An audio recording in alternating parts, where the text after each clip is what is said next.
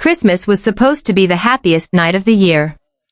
Instead, it became the night my own family stole my future. They smiled. They clapped. They handed my $420,000 house to my brother. While I was sitting at the same dinner table.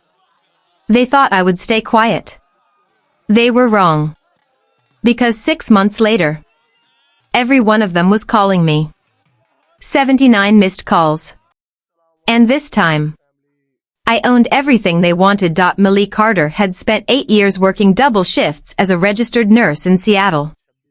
Every overtime shift, every holiday she missed, and every exhausted morning had one purpose, to finally buy her dream condo. At 29 years old, she finally did it. A beautiful downtown condo worth over $400,000. It wasn't just a home. It was proof that hard work could change a life. A week before Christmas, her mother called with unusual excitement. "Sweetheart, everyone will be here this year. Don't be late."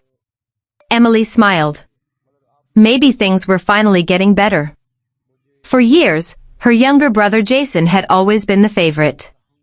He rarely kept a job longer than 6 months. Yet somehow, every family gathering became another celebration of Jason's potential. Emily ignored it. She didn't want drama. Christmas was about family. Or so she believed. When she arrived, the house was glowing with lights. Everyone hugged Jason first. No one even noticed Emily carrying expensive gifts. She quietly placed them under the tree. Dinner started. Laughter filled the room. Then her father stood up. "I have an announcement." Emily smiled. She thought maybe her parents were finally proud of her. She couldn't have been more wrong. Emily watched as her father handed Jason a wrapped folder instead of a present. Everyone clapped before Jason even opened it. Jason smiled. "Oh my God. It worked." Emily frowned. "What worked?" Her mother laughed. "We wanted to surprise everyone." Jason pulled out legal documents. Then, house ownership papers. Emily recognized the address instantly. Her own condo. Her smile disappeared. She looked around the table. Nobody looked surprised. They all knew. Her mother spoke calmly. "You work all the time. You don't really need such a big place. Jason is starting a family." Emily couldn't breathe. "What are you talking about?" Her father sighed. "We signed everything last week."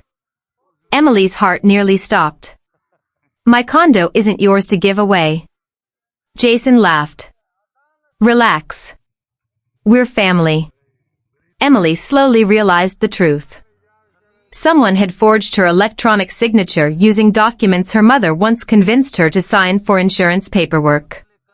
Christmas dinner became completely silent. Emily stood up. Nobody apologized. Nobody stopped her.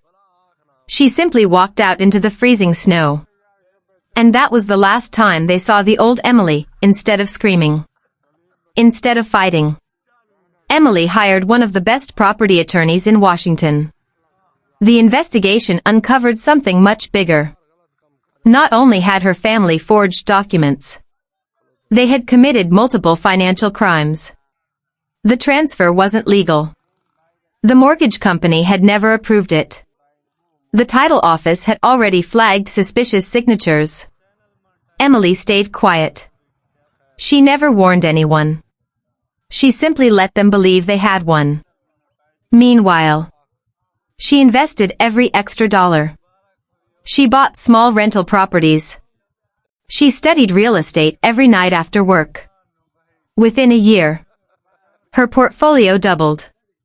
Jason spent money like he had already become rich. Emily kept building. Silently. Patiently. Waiting. 6 months later, everything collapsed. The bank froze Jason's mortgage. Police investigators contacted everyone involved. The forged documents became evidence. Emily never celebrated.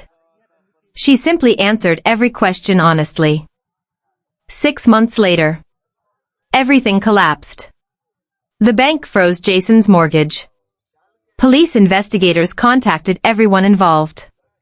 The forged documents became evidence. Emily never celebrated. She simply answered every question honestly. Christmas came again. Emily looked at her phone. 1 missed call. 5. 12. 30. 50. 79. Messages filled her voicemail. Please call us. We made a mistake. We're still family. Jason cried over the phone. We're losing everything. Emily finally answered. She remained calm. You called me selfish when I protected my own home. You laughed while giving away something you never owned. Now you're asking me for mercy. Silence. She wished them well. Then ended the call. For the first time in her life, she felt completely free. Emily never wanted revenge. She wanted respect. The court officially returned her condo. The people responsible faced the legal consequences of their actions. Jason eventually found a real job. Her parents spent years rebuilding their reputation. Emily continued buying homes, helping first-time nurses purchase property, teaching financial independence. Every Christmas, she hosted dinner at her own beautiful home. Friends filled every chair. No lies. No favoritism. Only people who truly loved her. Sometimes, the greatest revenge isn't making people suffer. It's building a life so successful that the people who betrayed you can only watch from a distance, realizing they lost the best person they ever had. Emily never wanted to destroy her family. She simply refused to let them destroy her future. The condo they tried to take became the foundation of everything she built. Within 3 years, Emily owned multiple rental properties across the city, while her family finally understood